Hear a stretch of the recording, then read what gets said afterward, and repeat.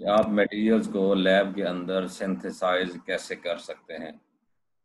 ठीक है जी, तो ये हमारा आज का टॉपिक होगा। अब इसमें हम डिफरेंट किस्म के मटेरियल्स होंगे कि आपने किस साइज का मटेरियल करना है और कैसे करना है, तो ये सारा आपने देखना है। अच्छा, एक मिनट मैं थोड़ा सा मैं बैक जाना चाहूँगा।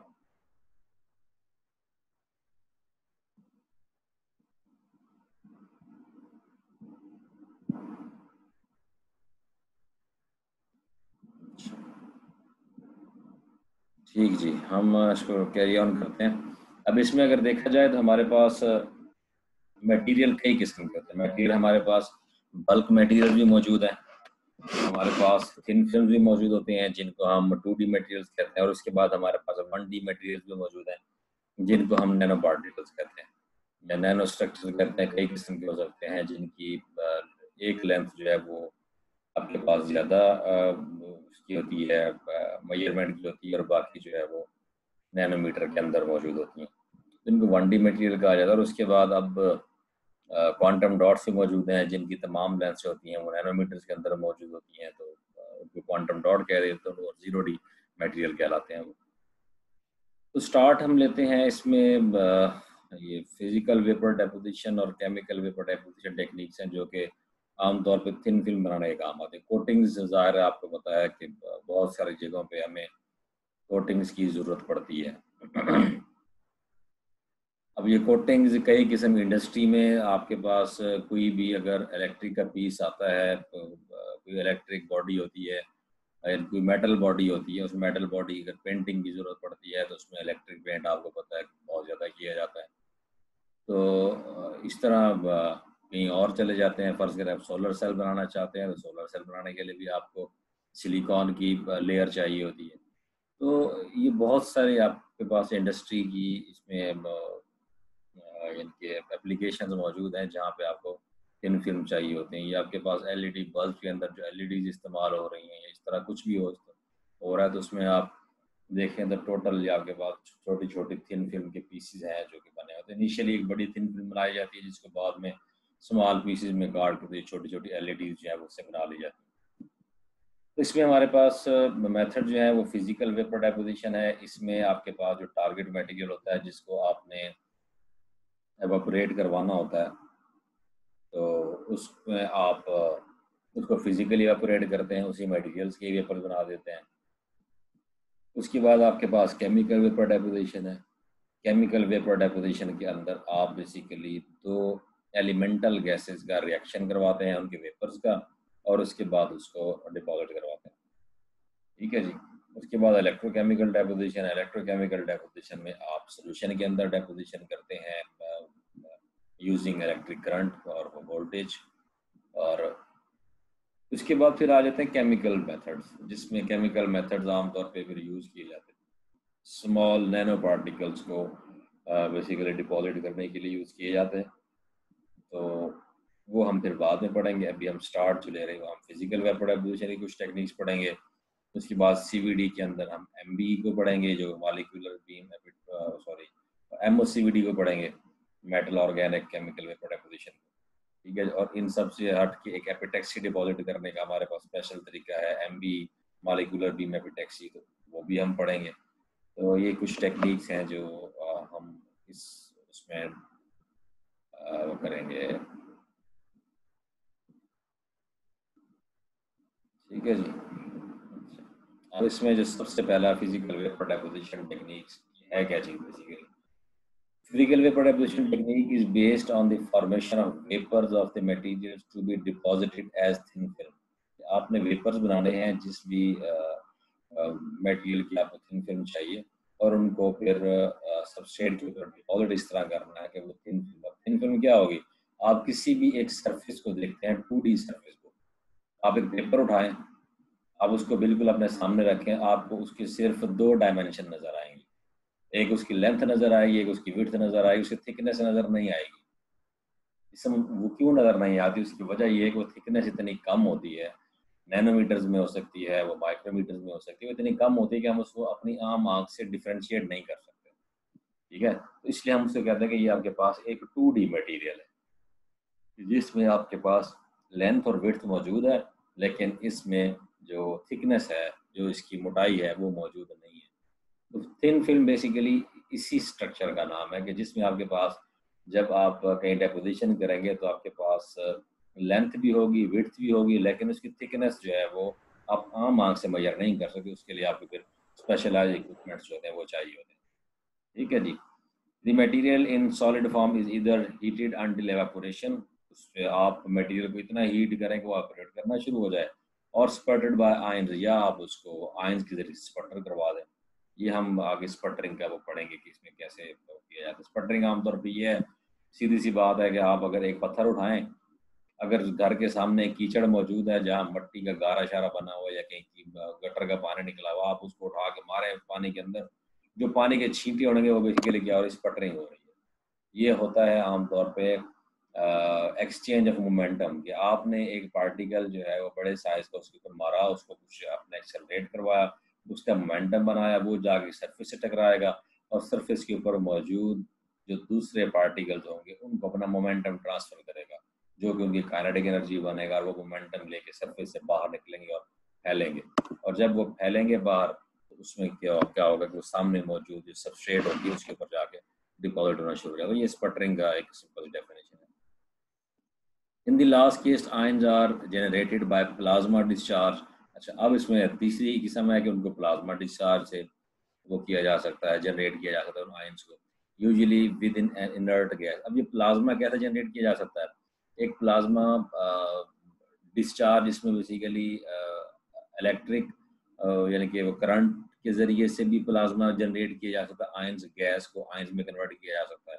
और दूसरा ये होता है कि आप सिंपल ये प्लाज्मा जनरेट कर सकते हैं लेज़र के ज़रिए से, एब्लेशन करवा के, लेज़र के ज़रिए से एवेपोरेशन करवा के, क्योंकि लेज़र ज़ाहिर है एक हाई एनर्जी आपके पास लाइट होती है, वो जिस सरफेस पे पड़ती है उसको एवेपोरेट करना शुरू कर देती है। ठीक है जी। It is also possible to bombard the sample with an ion beam from external ion source। या सिंपल बाहर से अगर आपके पास एक ऐसा आयन सोर्स मौजूद है जो कि जनरेट ही आयन करेगा, वो आयन जनरेट करें और उसके सामने सबस्ट्रेट रखें, और उसके ऊपर आप ये सबस्ट्रेट मैं कह रहा हूँ, ये बेसिकली वो एक स्टार्टिंग आपके पास बेस होगी जिसके ऊपर आपने कोटिंग करवानी है। आप आयरन का पीस ले सकते हैं, आप कोई ग्लास का पीस ले सकते हैं, किसी और मटेरियल का ले सकते हैं। ठीक है, ये बेसिकली वो होता है जिसके ऊपर आपने वो कोटिंग करनी होती है, उस पीस को सबस्ट्रेट में कह रहा हूँ। ठीक है, this allows to vary the energy and intensity of ion reaching the target surface. तो इस तरह आप डिफरेंट टेक्निक्स यूज करके आप वेरी कर सकते हैं डिफरेंट पैरामीटर्स के, सबस्ट्रेट तक पहुंचने वाले मटेरियल जो हैं, जो वेपर्स हैं, उनकी एनर्जी कितनी हो सकती है, उनकी इंटेंसिटी कितनी हो सकती है, उनकी डेपोजिशन रेट कितना हो सकता है। तो ये सारे पैरामीटर्स हैं जो आप मुख्तलिफ टेक्निक्स में मुख्तलिफ तरीके से वेरी कर सकते हैं। ये थी फिजिकल डेपोजिशन मेथड की थोड़ी सी डेफिनेशन। अब इसमें जो सबसे पहला मेथड है वो थर्मल एवेपोरेशन। एवेपोरेशन का मतलब ज़ाहिर है एवेपोरेट करना, वेपर बनाना किसी भी चीज़ की। थर्मल का मतलब ये है कि आपने हीट करके करना है। अब ये हीट कैसे की जा सकती है? पानी को आप धूप में रखते हैं, उसको हीट मिलती है धूप से, और वो एवेपोरेट होना शुरू हो जाता है। इवन सर्दियों में एवेपोरेशन होती है कि लो टेम्परेचर भी है आपके पास, जो कि फ्रीजिंग पॉइंट से ऊपर जब भी टेम्परेचर होगा आपके पास, पानी ने वहाँ से एवेपोरेट होना होता है। इसी तरह हर मटेरियल का एक वेपोराइजेशन ज़ाहिर वो लेवल होता है, उसका एवेपोरेशन पॉइंट होता है कि अगर उससे ऊपर उसका टेम्परेचर होगा तो वो क्या होगा, वो लिक्विड से एवेपोरेशन में वेपर्स में कन्वर्ट होना शुरू हो जाता है। ठीक है, तो इस तरह मेटल्स के भी होते हैं, इसी तरह आपके पास अगर कंपाउंड्स हैं उनके भी होते हैं। तो फिर हमने क्या करना होता है, उनको एवेपोरेट करने के लिए उस टेम्परेचर से ज़्यादा टेम्परेचर देना होता है। फर्ज करें अगर किसी मेटल का अगर एवेपोरेशन पॉइंट 600 डिग्री सेंटीग्रेड है, आप उसको टेम्परेचर 600 से ज़्यादा देंगे। ठीक है, 600 से ज़्यादा उसको जितना टेम्परेचर देंगे उसका एवेपोरेशन रेट उतना ज़्यादा होगा। 601 देंगे, एवेपोरेशन रेट कम होगा। 602 देंगे, 605 देंगे, 10 देंगे, 650 देंगे। जितना ज़्यादा उसका टेम्परेचर बढ़ाते चले जाएंगे, उसका एवेपोरेशन रेट उतना ही तेज़ होता चला जाएगा।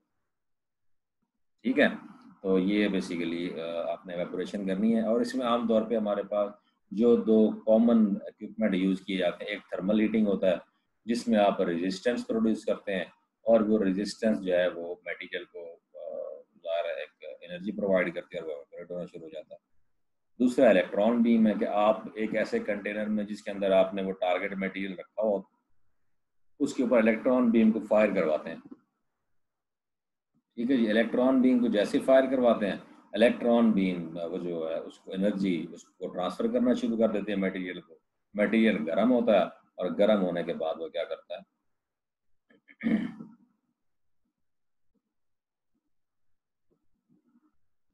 गर्म होने के बाद वो मटेरियल बेसिकली एवापोरेट होना शुरू हो जाता है। अब यहाँ पे अगर आप देखें तो ये जो पहली असेंबली है ये क्या है, ये एक बेल जार चैम्बर है। इस चैम्बर के अंदर ये क्रूसिबल है। क्रूसिबल कहते हैं आमतौर पे सिरामिक का एक बर्तन होता है जिसके अंदर आपने मटेरियल को रखना होता है, या कोई भी सिरामिक का ना हो मेटल का हो। उसकी वजह ये है कि जब आप करेंगे इसको थर्मल हीटिंग करेंगे, उसमें आपको कुछ ऐसे मेटल के अलॉयज यूज करने पड़ेंगे जिसमें से करंट पास हो। ठीक है, वहाँ उसकी रेजिस्टेंस भी होगी, करंट भी पास होगा, और ज़ाहिर जब रेजिस्टेंस होगी तो वो फिर हीटिंग जनरेट करेगी। तो क्रूसिबल बेसिकली टारगेट मटेरियल को आप समझें कि कंटेन करने के लिए यूज होता है। अच्छा, इस बेल जार के अंदर अगर आप देखें आपको ये क्रूसिबल नजर आएगा, उसके अंदर ये चार्ज है। चार्ज का मतलब ये है कि ये वो आयंस हैं जो उड़ेंगे और यहाँ जाएंगे। इस पे फर्ज करें अगर हमने इसके ऊपर कुछ भी नहीं डाला हुआ तो ये एक सिंपल मटेरियल है, पाउडर पड़ा हुआ आपके पास। अब ये जो आपके पास नजर आ रहे हैं ये छोटे छोटे पीसीज हैं, ये वो पीसीज हैं सबस्ट्रेट के जिनके ऊपर ये मटेरियल जब एवापोरेट होगा तो इसकी डेपोजिशन इन पीसीज के ऊपर स्टार्ट हो जाएगी। ठीक है, और ये सब काम करने से पहले आपको क्या करना पड़ेगा, एक वैक्यूम क्रिएट करना पड़ेगा इसके अंदर। अब ये देखिए इसके अंदर रफिंग पंप लगा हुआ। पहले रफिंग पंप कौन सा है, जो छोटे वैक्यूम लेवल तक वैक्यूम प्रोड्यूस कर सकता है, जिसके लिए हम आमतौर पे रोटरी यूज करते हैं। तो आप ये समझे कि यहाँ पे रोटरी पंप लगा हुआ है। तो इनिशियली इस रोटरी पंप को चलाया जाएगा और इसका वैक्यूम 10⁻² मिली बार तक इस चैम्बर का प्रेशर लेके आ जाएगा। जैसे ही चैम्बर का प्रेशर 10⁻² मिली बार तक आएगा, इस वॉल्व को बंद कर दिया जाएगा और ये जो आपके पास डिफ्यूजन पंप वाला वॉल्व है इसको खोल दिया जाएगा। अब ज़ाहिर है इसका टेम्परेचर वो है प्रेशर जो है 10⁻² मिली बार है। तो इस 10⁻² मिली बार से 10⁻10 मिली बार तक आपको जो प्रोवाइड करेगा वैक्यूम, वो कौन प्रोवाइड करेगा, डिफ्यूजन पंप प्रोवाइड करेगा। ठीक है जी। अच्छा, उसके बाद ये वेंट, एक वेंट वाल्व लगा हुआ है। वेंट वाल्व से बेसिकली वेंट गैस गुजारी जाती है। वो कब गुजारी जाती है, जब आपने तमाम प्रोसेस कंप्लीट कर लेना होता है। उसके बाद दायरे आपके पास बाहर एटमॉस्फेयर में प्रेशर बहुत ज़्यादा होता है, इस बेल जार के अंदर प्रेशर जो होता है वो बहुत कम होता है। तो ये प्रेशर का डिफरेंस होता है जिसकी वजह से आप बेल जार खोल नहीं सकते, और जब तक आप बेल जार को खोलेंगे नहीं आप ये सबस्ट्रेट बाहर नहीं निकाल सकते।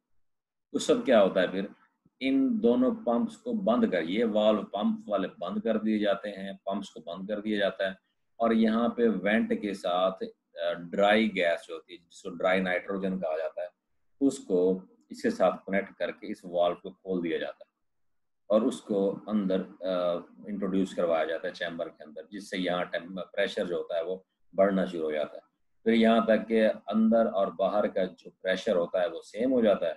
जब सेम हो जाता है तो उसके बाद इस वेंट को बंद कर दिया जाता है, और फिर जब आप बेल जार को उठाते हैं तो वो आसानी से अपन जितना उसका वेट होता है बस उतनी ही फिर वो आपको हर्डल प्रोवाइड करेगा। अदरवाइज आप उसको उठा के साइड पे रख सकते हैं और उसमें ऊपर जो माउंट की हुई है सबस्ट्रेट्स हैं इनको आप अलग कर सकते हैं। ठीक है, ज़ाहिर आपको हर एक एक्सपेरिमेंट शुरू करने से पहले ये काम करना पड़ेगा कि आपको क्रूसिबल के अंदर मटेरियल भी प्लेस करना है, और ये वेफर्स जो हैं जो कि सबस्ट्रेट के वेफर्स हैं इनको भी आपने यहाँ पे लगाना होता है। ठीक है, तो ज़ाहिर इसके लिए आपको बेल जार खोलना पड़ता है, खोल के फिर बंद करना पड़ता है। बंद करके वैक्यूम प्रोड्यूस करने के लिए आप ये पंप्स यूज़ करेंगे। ठीक है जी, और जब आपने इसको खोलना होगा तो पंप बंद करके ये वेंट वाला वाल्व ये आपने यूज़ करना है। अब इसमें आ जाए, सबसे पहला ये जो थर्मल एवेपोरेशन आपके पास होती है वो कैसे होती है।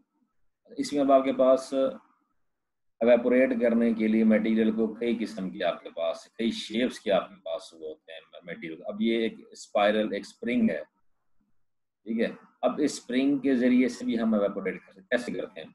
ये सोर्स मटेरियल का आपने एक रॉड लिया और इस स्प्रिंग के अंदर रख दिया। अब ये स्प्रिंग ज़ाहिर इसकी रेजिस्टेंस हाई है, जब आप इसमें से करंट गुजारेंगे, हाई रेजिस्टेंस की वजह से ये हीट अप होना शुरू हो जाएगा। इतना हीट अप होगा कि ये जो सोर्स आपके पास रॉड इसके अंदर मौजूद है, वो सारा का सारा एवेपोरेट हो जाएगा उस हीटिंग के ज़रिए से। अच्छा, दूसरा तरीका ये है कि ये आपके पास एक डिश है, आप ये समझ लें कि ये यहाँ पे एक छोटा सा गड्ढा होता है इसके अंदर, इस डिश के अंदर। इसके अंदर हम, अगर आपके पास कोई पाउडर मटेरियल है, तो आप उस पाउडर को इसके अंदर भर देते हैं। ज़ाहिर है पाउडर को हम स्प्रिंग के ऊपर तो अटैच नहीं कर सकते ना, जब आप स्प्रिंग के ऊपर रखेंगे पाउडर नीचे गिर जाएगा। ज़ाहिर है यहाँ पे सॉलिड में आप वो कर सकते हैं पीसेस स्प्रिंग से एवापोरेट, लेकिन अगर कोई पाउडर मटेरियल है तो उसके लिए आपको ये डिश चाहिए होगी। ठीक है जी। तो इस तरह का आपके पास वो क्रूजिबल होगा। जब ये क्रूजिबल है, इसका एक साइड आप पॉजिटिव वोल्टेज से कनेक्ट कर देंगे, एक साइड नेगेटिव वोल्टेज से कनेक्ट कर देंगे। उसके बाद जब आप इसमें से करंट गुजारेंगे तो ये ज़ाहिर है कि हीटेड मटेरियल है, ये जो आपको वाइट वाइट नज़र आ रहा है, इसका रेजिस्टेंस बहुत ज़्यादा है। ये उस रेजिस्टेंस की वजह से हीट अप होना शुरू हो जाएगा और इसका टेम्परेचर इतना बढ़ जाएगा कि ये अपने अंदर मौजूद जो मटेरियल है उसको एवापोरेट करना शुरू कर देगा। ठीक है जी। अच्छा, अब आम तौर पे इसके लिए भी कौन कौन से मटेरियल के लिए यूज़ किया जाता है? आम 1000 डिग्री सेंटीग्रेड से नीचे नीचे अगर आपके पास कोई मटेरियल है तो आप उसको थर्मल एवापोरेशन के ज़रिए से इजीली एवापोरेट कर सकते हो, क्योंकि रेजिस्टिव हीटिंग के ज़रिए से इतना ज़्यादा टेम्परेचर प्रोवाइड नहीं किया जा सकता कि आप 200 2000 या 2000 डिग्री सेंटीग्रेड से ऊपर के कंपाउंड्स को एवापोरेट करें।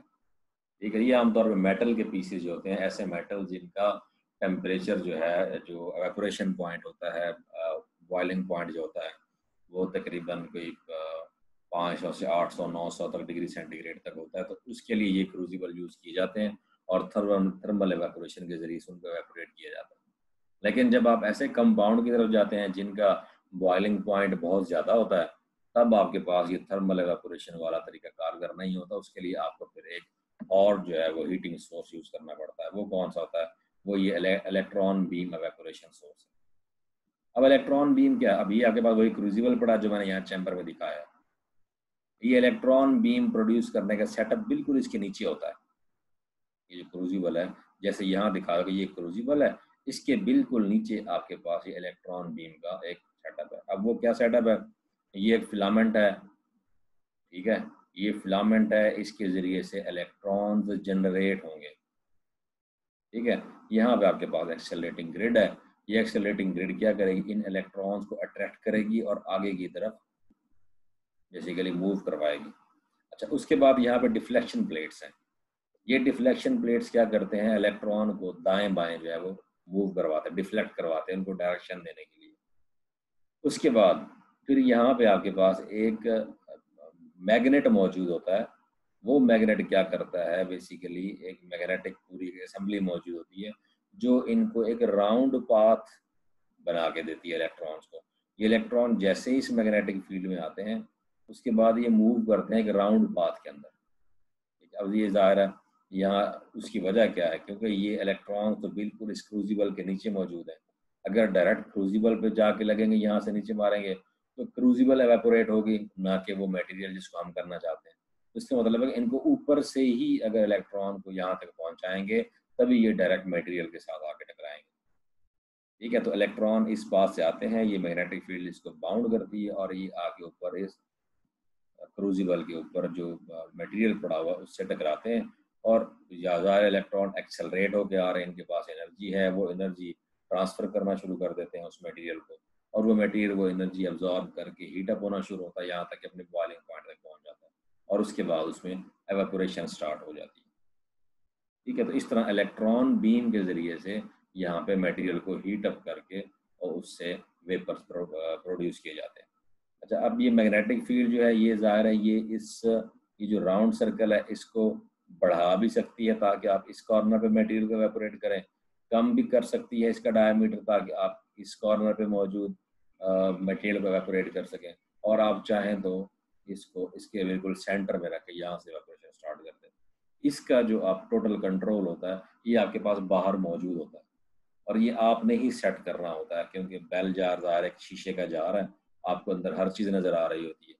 तो ज़ाहिर है ये जब सरफेस के ऊपर पड़ती है इलेक्ट्रॉन बीम, तो वहाँ पे ग्लो पैदा करती है, और उस ग्लो को देख के आप अंदाज़ा कर रहे होते हैं, आप देख रहे होते हैं कि ये इस वक्त मटेरियल के ऊपर किस जगह पे मौजूद है, सेंटर में है, दाएं हैं, बाएं हैं, राइट है, लेफ्ट है, कहाँ मौजूद है। तो उसके ज़रिए से आप अगर उसको उसकी पोजीशन चेंज करना चाहते हैं तो वो आप चेंज कर सकते हैं। और ये जब एवापोरेशन हो रही होती है तो आप उसको वक्तन फ़वक्तन चेंज करते रहते हैं। उसकी वजह ये, स्टार्ट में बिल्कुल सेंटर में होगा, वहाँ से मटेरियल एवापोरेट हो जाएगा, गड़ा पड़ जाएगा। उसके बाद इलेक्ट्रॉन बीम उस मटेरियल की बजाय नीचे क्रूसिबल, जो पेंदे के अंदर क्रूसिबल मौजूद है, उसको एनर्जी ट्रांसफर करना शुरू कर देगी। तो ये हमने नहीं करना होगा, क्योंकि अगर क्रूसिबल एवेपोरेट हो गया तो आपकी फिल्म के अंदर फिर इम्प्योरिटीज आ जाएंगी, और ज़ाहिर है वो फिल्म आपकी फिर प्रॉपर फिल्म नहीं रहेगी। तो इसलिए फिर हम क्या करते हैं कि वक्तन फवक्तन हम इसकी पोजीशन को चेंज करते रहते हैं। ठीक हो गया जी। अच्छा, अब थर्मल एवेपोरेशन के कुछ पैरामीटर्स होते हैं, आपने उन पैरामीटर्स के कैसे वो करना है। एन आपके पास बेसिकली नंबर ऑफ मॉलिक्यूल्स हैं, ठीक है, जो आप फाइंड आउट कर सकते हैं कि leaving a unit area of evaporant per second. Evaporation rate इस वक्त क्या है, ये एन आपके पास एवेपोरेशन रेट है, एन नॉट आपके पास वहाँ पे मौजूद इनिशियल नंबर है पार्टिकल्स के।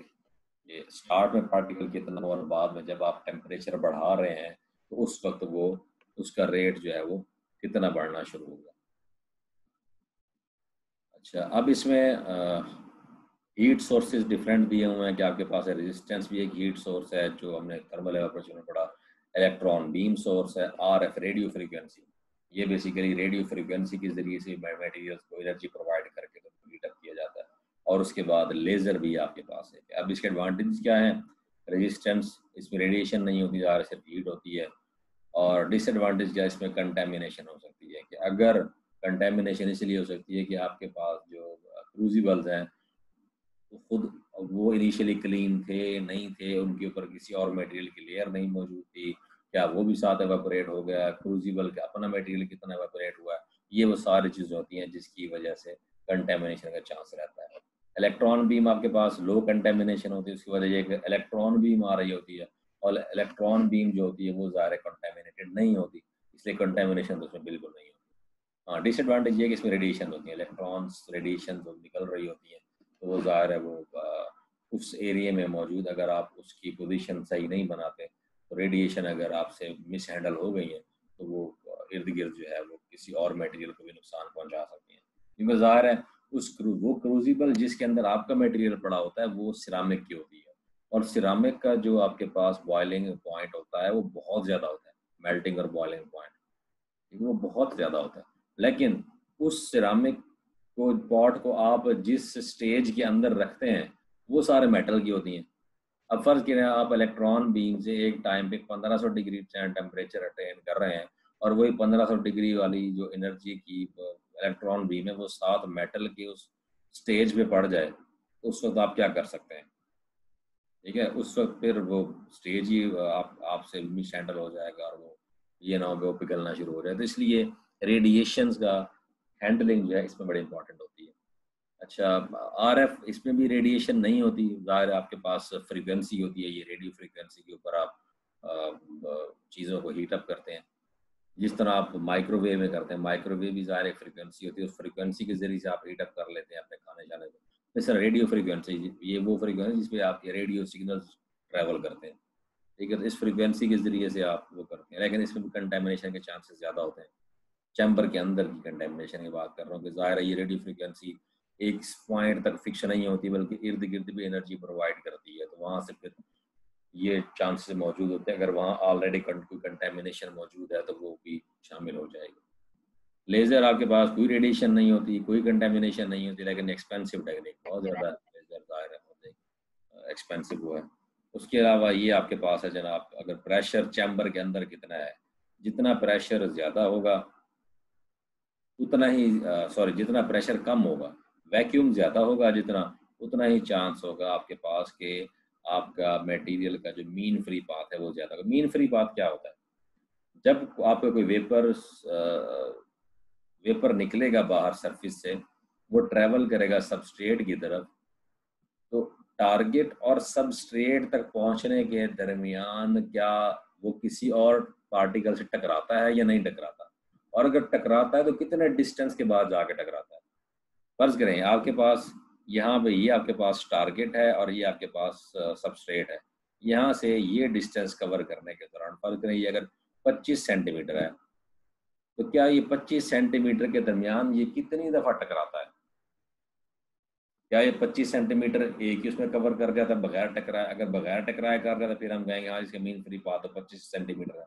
लेकिन अगर वो 15 सेंटीमीटर पर टकरा गया, इसका मतलब ये है कि वो 15 सेंटीमीटर मीन फ्री पाथ होगा। 5 सेंटीमीटर पर टकरा गया, इसका मतलब 5 सेंटीमीटर होगा। जितना वैक्यूम लेवल लो होगा उतना ही चांस ज्यादा होगा कि वहाँ गैस मौजूद है, तो ये वेपर टारगेट से निकलते ही गैस के पार्टिकल से टकरा जाएंगे। ठीक है, तो ये मीन फ्री पाथ जो होता है ये बड़ा इंपॉर्टेंट होता है, और ये आप जितना आप प्रेशर जो है वो कम करते चले जाते हैं, मीन फ्री पाथ उतना ही बढ़ता चला जाता है। तो उसके बाद नंबर इम्पिंजमेंट रेट पर सेकंड पर सेंटीमीटर स्क्वायर, ये है कि सरफेस पे जाके टकराने का रेट उसका। ठीक है, कि टकराने का रेट जो है वो क्या होगा 1 सेंटीमीटर में, अगर सेंटीमीटर स्क्वायर आपके पास सबस्ट्रेट है तो पर सेकंड उसमें कितने इम्पिंजमेंट यानी कि कितने पार्टिकल्स आके टकरा रहे हैं। और उसके बाद मोनोलेयर इम्पिंजमेंट की एक मोनोलेयर आपके पास कितने सेकंड में बनेगी वो इसमें आ जाता है जनाब के आपके पास एक मोनोलेयर जो है वो अगर आपके पास प्रेशर बहुत ज़्यादा है तो 4400 सेकंड लगेंगे। प्रेशर अगर आप -9 टॉर पे चला गया तो ये देखें आपके पास 0.0004 सेकंड के अंदर आपके पास एक मोनोलेयर बन जाएगी, यानी कि इतना तेज डेपोजिशन रेट हो जाएगा। तो इस तरह ज़ाहिर है, इसलिए हाई वैक्यूम जो है वो इसके लिए एक इम्पॉर्टेंट पैरामीटर है। अच्छा, उसके बाद अगर आप नेक्स्ट चलेंगे तो ये थर्मल एवेपोरेशन एन वही आपके पास एक और फार्मूला आ गया। इस फार्मूले के ज़रिए से अब यहाँ पे अगर आप देखें ये एक ऑरिफिस है जहाँ से ये आपके पास वेपर्स ने निकलना है। ये एंगल थीटा है जो कि नॉर्मल के साथ है। अगर ये नॉर्मल का स्ट्रेट अप नहीं जा रहा है, एक एंगल बना के जा रहा है इसके साथ, तो जाहिर है ये इसके नॉर्मल के साथ एक एंगल बनाएगा। यहाँ एंगल थीटा, यहाँ एंगल बीटा, ये आपके पास डिस्टेंस जो दोनों के दरमियान है वो डी है। ठीक है जी। अब इसमें आपके पास ये एक कांस्टेंट हो गया, पीवी आपके पास वेपर प्रेशर है जो आप जिस मटेरियल को आप एवेपोरेट कर रहे हैं, टी आपके पास टेम्परेचर है, एम आपके पास मैस है जिस मटेरियल को आप कर रहे हैं, टी आपके पास फिर टेम्परेचर और 1/2। तो इसको पढ़ें आप, ये रिलेशन क्या बता रहा है। और यहाँ पे ये एक पैरामीटर है लैम्डा, इसमें mean free path divided by D. Mean free path divide by D, D आपके पास बेसिकली डिस्टेंस है जो कि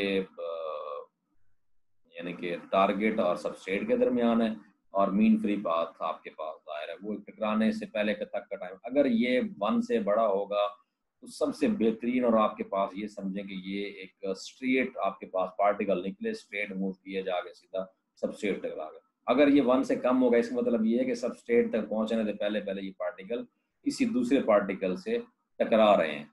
ठीक है, कुलियन हो रहा है इनका ऑलरेडी सबस्ट्रेट से पहले किसी चीज के साथ। तो अब ये कहता है कि सोर्स से wafer distance must be smaller than the mean free path. तो आप मीन फ्री पाथ देख लें। मीन फ्री पाथ जाहिर है आपको चैम्बर के अंदर वैक्यूम लेवल पे या प्रेशर के हिसाब से आपको पता चलेगा। प्रेशर ज्यादा होगा तो मीन फ्री पाथ कम होगा, प्रेशर कम होगा तो मीन फ्री पाथ ज्यादा हो जाएगा। अगर 25 से 70 सेंटीमीटर का आपने लगाना है तो उस हिसाब से आपको वैक्यूम भी प्रोवाइड करना पड़ेगा। और ये जो डिस्टेंस है ये आप इस फार्मूले से जो साइन ला इससे भी मेजर कर सकते हैं कि आपके पास ये डिस्टेंस जो है वो कितना आप यहाँ पे रख सकते हैं 25 से 70 सेंटीमीटर के दरमियान। उसमें अब ये होता है कि आप जो सबस्ट्रेट होते हैं उनको जरा नीचे ले आते हैं तो डिस्टेंस आप कम कर लेते हैं। चलिए, हमारा ये सेशन 2 मिनट में ख़त्म होने वाला है, मैं इसको ख़त्म करता हूँ। और kinetic theory the mean free path relates to total pressure. अच्छा, अब आपने ये मीन फ्री पाथ को प्रेशर के साथ अगर करना है कि एक टेम्परेचर के ऊपर जो प्रेशर है वो कितना होगा, इन दोनों को अगर आपने रिलेट करना है तो उसके ये फार्मूला है R T, R gas constant है, टी टेम्परेचर है, 2 m, m उसका मैस है। ये आपके पास उसकी इंटेंसिटी हो गई जो उस सबस्ट्रेट के ऊपर आके पड़ रहा है, या डेंसिटी कह लें, और पी आपके पास प्रेशर है जो चैम्बर के अंदर मौजूद है। ठीक है, और थिकनेस अगर आप मेजर करना चाहते हैं तो उसके लिए T1/T2 is equal to cos β1 और cos β2, ये रिलेशन आपके पास मौजूद है। cos β1 आपके पास 0 डिग्री है, उसकी वजह ये है कि सोर्स से पार्टिकल जब स्ट्रेट ऊपर जाएगा तो सीधा जाके टकराएगा, और अगर वापस आएगा तो वापस सीधा ही आएगा। ठीक है, और इसमें ये होता है कि अगर ये साइड है, कोई एज बन रहा है इसमें, एज पे जब कोई पार्टिकल जाके टकराएगा तो वो कितने एंगल पे जा रहा है। फर्ज करें यहाँ पे अगर ये 70 डिग्री पे जा रहा है तो आपके पास यहाँ पे ये जो इसकी थिकनेस का पैरामीटर आया वो 3 आया। तो जितना ये पैरामीटर बनता बढ़ता चला जाएगा उसी हिसाब से आपके पास जो इससे रिलेटेड जो इंफॉर्मेशन आएगी थिकनेस की, वो भी आपके पास ज़्यादा होती चली जाएगी। ठीक है जी, तो अब मैं दोबारा आपको वो करता हूँ, आप दोबारा ज्वाइन करें मुझे, फिर हम इससे आगे जो है वो स्टार्ट करते हैं।